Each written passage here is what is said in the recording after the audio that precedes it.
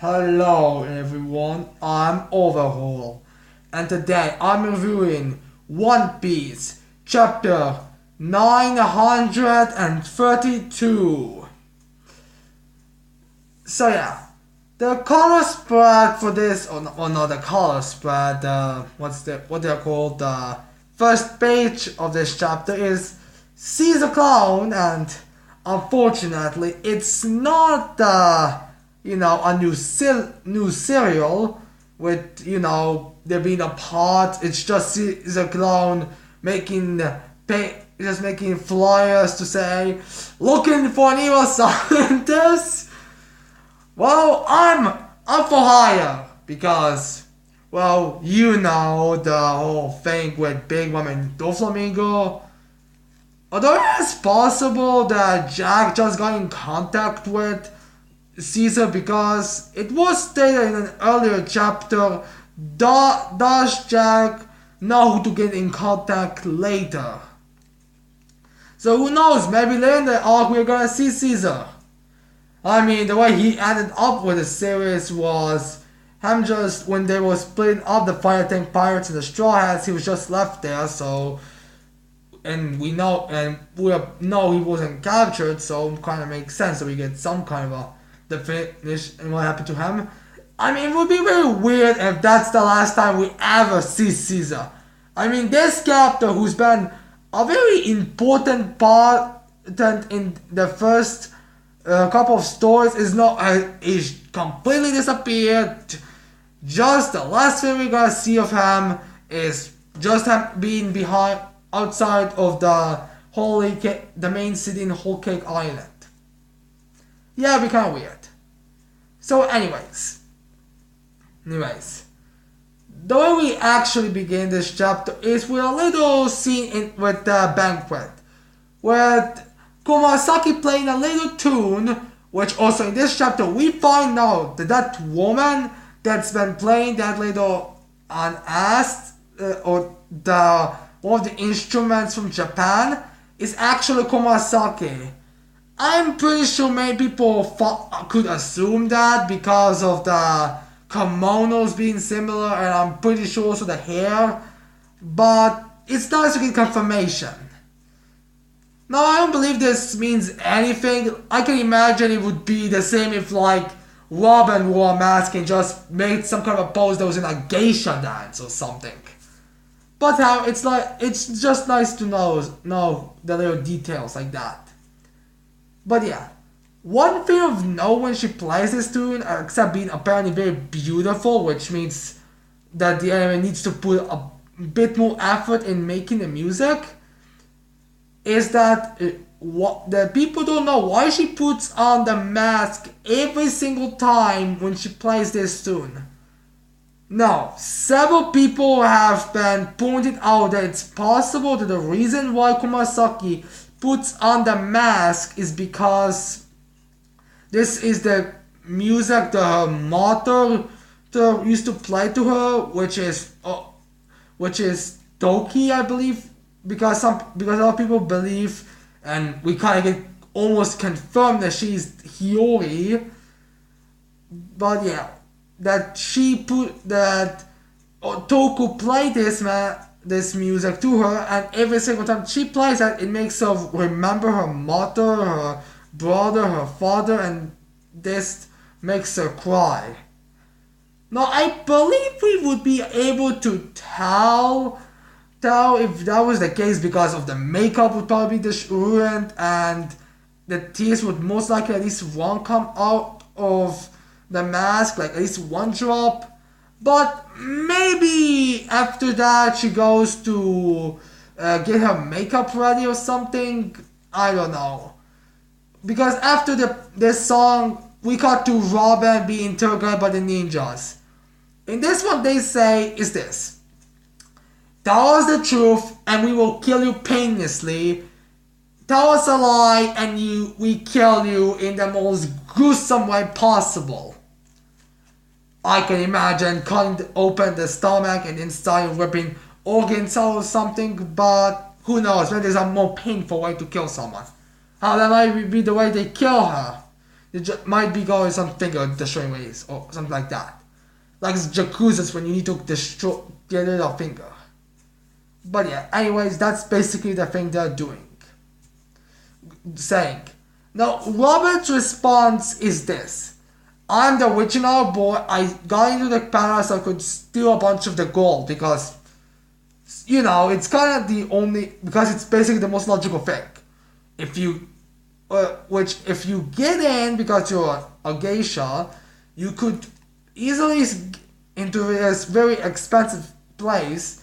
You get them, you steal the money and you leave because, you know, you're expected to leave after you perform. I mean, I don't know how long the geishas are really they're supposed to be, so I can imagine that would kind of work. Now, I don't know if they were aware that was a lie, because that sounds like a pretty believable thing to answer. Alright, I am not about the revolution or anything, I'm just, you know, the fifth. So yeah, I don't believe they knew. I think they were like, oh, that's a most likely believable answer. It makes sense. So kill her.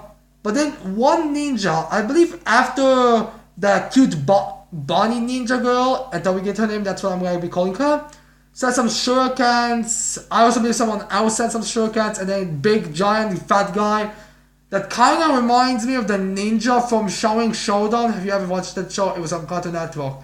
The Showing Chronicles are shit though. What was the show? I believe he's like one of the, I don't exactly know which episode. I believe it was one of the earlier episodes, like maybe episode 6 something. I don't know exactly.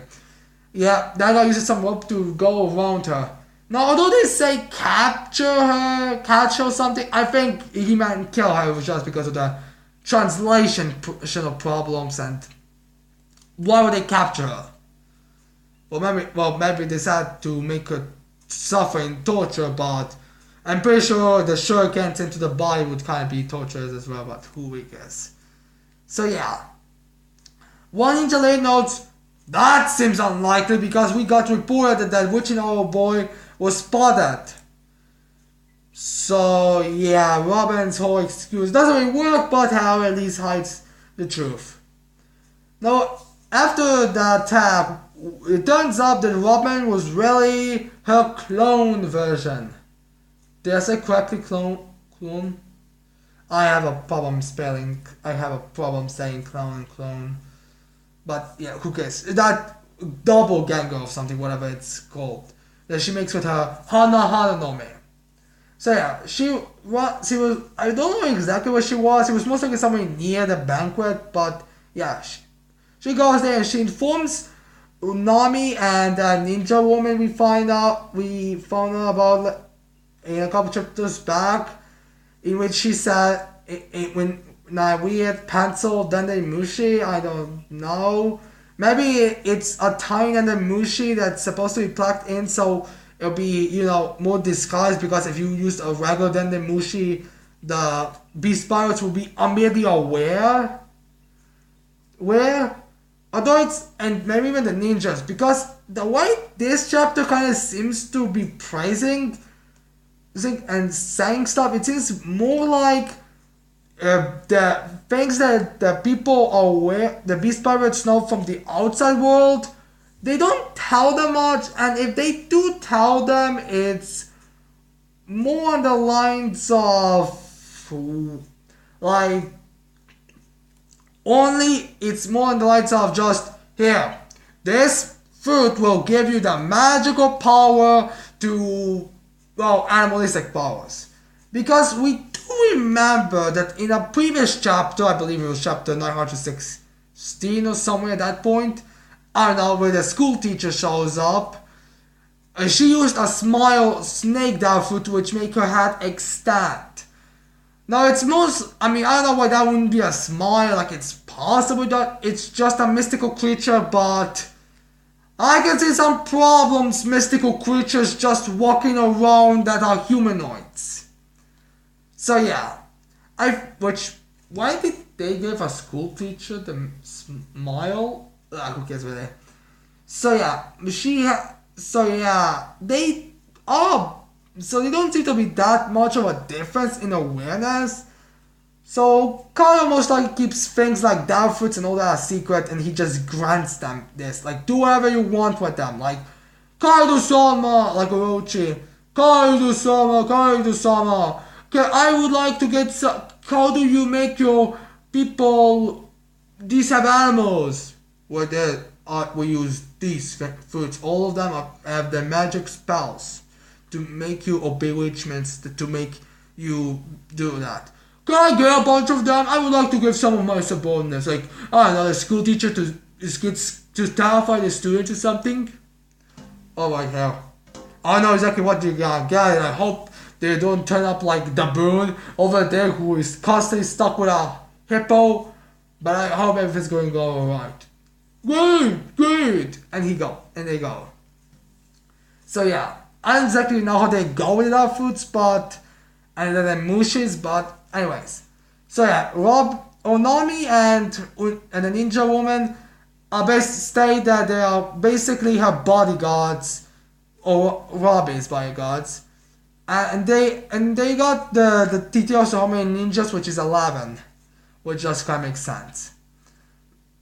But I'll be honest to you, is having Nami and that old ninja girl woman really a bodyguard to Robin? Because I'm pretty sure Robin can take down both of those two on her own with, alright, not absolutely zero effort, but she can take both of those two, and she was clearly not going to be extremely, like embarrassed.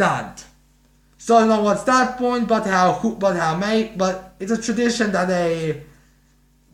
are extremely powerful characters, people that are clearly weaker than him as bodyguards. But who doesn't have that case is Brooke. Because he says, oh fine, I get something else to do to just get food. Because he's around and near the palace. Which does kind of mean that Brooke and Robin are the most powerful people around the floor in the middle in the palace, or around the palace, because we haven't seen that many impressive samurai, and what we later see from Orochi, it may be the case. But yeah, let's go back to the. So yeah, after the Unami and what the old lady's ninja woman's name is, the guy that's in charge of ninja just says, go and find her, but do not disturb the banquet hall. Because, they don't want to displease Orochi. I'm pretty sure if they got destroyed that day, they'll probably be more punished for, even if they capture her, I'm pretty sure they'll be more upset. So yeah, Robin gets back into the place, the banquet, and Orochi notices and says, newcomer Robbie, where were you at? I'm not exactly sure what kind of voice I would give him, because all voices with him, it just would be funny. Sorry, my apologies. At the end, they're mostly going to add something like, I was getting completely ready. I wanna look the best for the Shogun. How even my best would most likely not please you.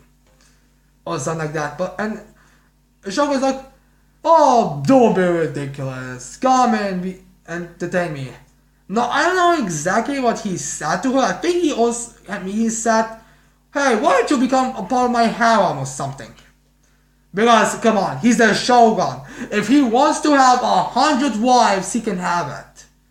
Granted, his one official wife is Kumasaki, and how she even has kind of a thing like, that's me, Shogun. And he says, oh, you're beautiful as well. And then there's some other geishas or courtesans or whatever they are. They say, do you know her true side, Orochi? I don't know if they are trying to get to be with Orochi, although I believe Orochi already has a wife. I might be misremembering stuff, but I'm pretty sure he already has a wife. Who really cares? So yeah, they say, do you know her true side and all that? Because, she kinda extorts money from people. But anyways, after that, we cut to the samurai, the Yakuza. And we get to that guy that was previously talking smack about Orochi being a coward and all that. And they're all like, say, you have beautiful women in your place. Like, how do you make them such beauties? Basically, they talk about women like they're dogs. And the guy's like, don't speak of women like dogs. I mean, every woman will be beautiful if she comes under the right water source. Basically saying, shut up, dude. The reason why my women are such perfect beauties is because, unlike your women is because my watering hole is perfect, unlike yours. And beside watering hole, I mean just the place and the substance and all that, not watering hole as the fun times in the bed with the woman, man. Although there might be something that is happening. But yeah, anyways. While they're talking, Orochi Simon says, oh, I've heard you were attacked, some of your Yakuzas were attacked by a soba sub owner and a Ronin. And he basically starts talking about the old and all that. Now all the people there are like, what account is he? Is he still talking about that? Basically either not laugh or just super tired. Now here's the thing, when I was reading that and I saw the expressions from Orochi at the beginning, it didn't strike me as a coward as much as someone that knows the shit, what's going the fuck on. Like, he doesn't know that all the things he's saying is true, but he knows, like, yeah, it's best to crush your enemies as fast as you can. And stuff like that. So yeah, he basically talks and he refers to the whole moments when about the old and 20 years ago and all that.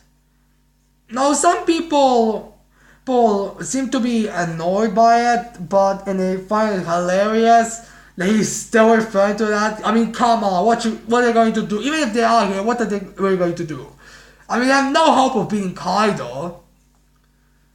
Maybe they just irritated because he brought it up so many often. Like, if he would brought it up like this today, this would be the day he would bring it up, they would be, well, that does seem logical. I mean, you have a good point. But since he didn't, well, they kind of find it as a joke. But they don't laugh straight out and say how stupid he sounds, but you know, because it's the Shogun, but still they act somewhat.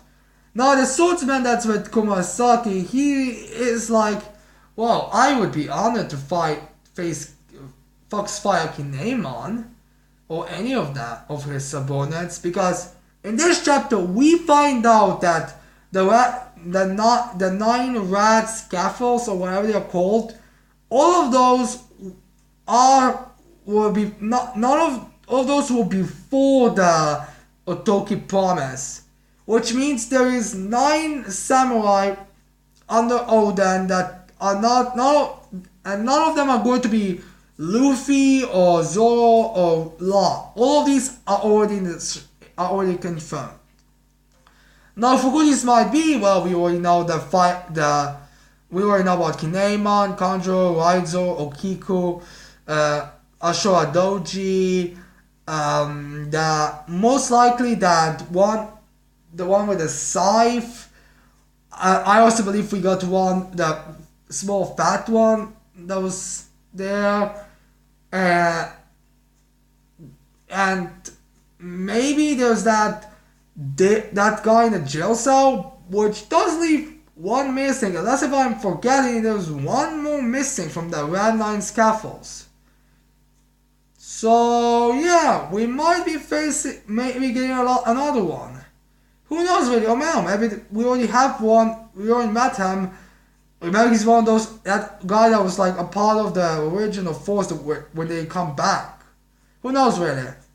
So yeah, that's basically the thing. Now when everybody else is trying to keep it hidden or just really get annoyed by it, Otoko, the girl that we saw before, she like starts laughing. It's not directly at the Shogun, but she starts laughing how everyone else is basically reacting. I mean, they all find him a joke and all that, and she just finds it funny. Now, when everybody else hears that, all the Yakuza and everyone there, they're like, girl, stop laughing, Shogun, calm down. She laughs at everything.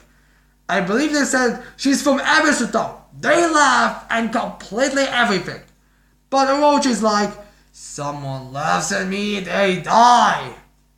So yeah, it's kind of hard to get intimidated by Orochi because his design is pretty flipping hilarious. You're like, this is his design. Seriously, this is his design. His design looks more like a random goofy character that's even more goofy and ridiculous than before. So yeah. He goes there and tries to strike her and nearly kills Otoko. Well, maybe nearly because Robin was getting her hands ready to attack. And Kumasaki steps forward and just slaps Orochi. Now, there's most likely going to be some complaints from the fandom because originally we would think the joke with Orochi would be, yes, he looks like a ridiculous dumbass. He speaks and talks like a ridiculous dumbass, but in a fight, he is amongst the people you would much rather be with than against. So maybe that's the whole gimmick with him would be. And granted, it still is possible, but considering that mark that Kumasaki made when he got slapped, that might be a bit of a disproof. But anyways, it was like, Kumasaki, bow your head in apology! And she's like, I will not bow before I write an action that I know it's correct to Shogun because I am a daughter of a samurai. And this is really the part where people say, alright, Kumasaki is clear Hiyori. Because she didn't say specifically Oden, but she did say samurai, and we know Oden is a samurai. So yeah, it's very and very more likely. Also, when she did that, or maybe when Orochi transformed himself into his Orochi form, Orochi as a mystical creature, not Orochi as Orochi. Wow, this is confusing. Like, why do they even give the characters the same name? They gotta use that. I mean, it's all confusing. But yeah, maybe it's gonna be a different name. Maybe it's going to be a Hydra. I mean, technically we haven't had any complete disproof of that, but still. But yeah. Yeah, one of the ninjas sees and the ninjas attack the banquet. Which ones, we have no idea. I don't believe there was 11. I think there was only 5 who broke through the doors, and there was one above, but still. There comes there, and someone that's with Kumasaki, is like, oh, there's going to be a bloodbath, and he sheaths his sword, and that's where the chapter ends. So the chapter ends with Orochi becoming a giant, well, Orochi, mystical creature, which also it's important to know that all of these faces have a different expression, and some are intimidating and some are not.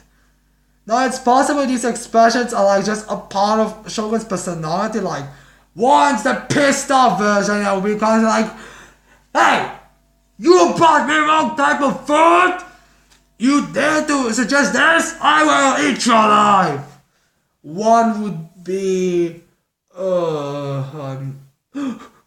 maybe Oden is already here. Wait a second. If they all died and Oden came, maybe, I don't know. That seems to be the general concept, but yeah. So we have this part. Now it's unclear if this is his full version of this is just his hybrid, but I would imagine his hybrid would be a bit bigger because Orochi is already a pretty big character. I believe he's like I believe his head is like around the same height as Robin. And then there's about even including his, all his other limbs because his head's just so huge. But yeah. Now also, it's been kind of stated that Orochi is a uses two sword styles, but he only brings up one. Maybe he brings up two like when it's absolutely necessary, when it's like, alright, I'm facing Foxfire Kinemon and alright, I'm tired. It's time I bring on my it's time I make you suffer. It brings two swords and styles. So maybe it's something like that, but so far we only seen one of his swords. So yeah, Hiyori might be Komurasaki. Or Komurasaki might be Hiyori. That seems to be kind of the general concept of it. It didn't help the non-believers of today's theory to be the fact that she says that when Odin is mentioned, she's like, we cut to her, but without seeing her eyes, we just see her mouth. I don't believe we see her mouth being much of a glee, but still. So yeah. No, I believe that was it right there. I want to discuss anything? Let's see. Oh yeah, also, we find out that Odin is pretty much confirmed to be dead because Orochi states that he saw him die with his own eyes. Well, if he was the one that committed the final attack, like sword for the heart or eat him alive or something, he just stated that he saw him die with his own eyes, and we haven't found the body yet. I'm pretty sure at this point the body would dissolve because, it was 20 years, but I think we would find at least something that would be more significant, like, I don't know, like something that looks like it could be remains of a skeleton in his kimono or something. Who really knows? But yeah. So yeah, this chapter is overall a good chapter. I would kind of wish we get more of it, and I would wish we would find out at least the names of some of the ninjas, especially the ninja girl, bunny girl. But yeah, it's an overall good chapter. Nothing else to really talk about than that. It's kind of unfortunate we don't see something like Big Mom and Sanji's fight, but hell, maybe we're gonna get that in the next chapter. I mean, we don't exactly need to see this, like we could just get it being told to us later. Or something like that. So yeah. Anyways, I hope you like this video. I hope you're gonna leave a like and subscribe to my channel for more videos in the future. Also ring the bell and click the bell icon because that's going to give you the notifications for whenever I upload a video. And that's it. I cannot wait to see all of you people next time. Bye.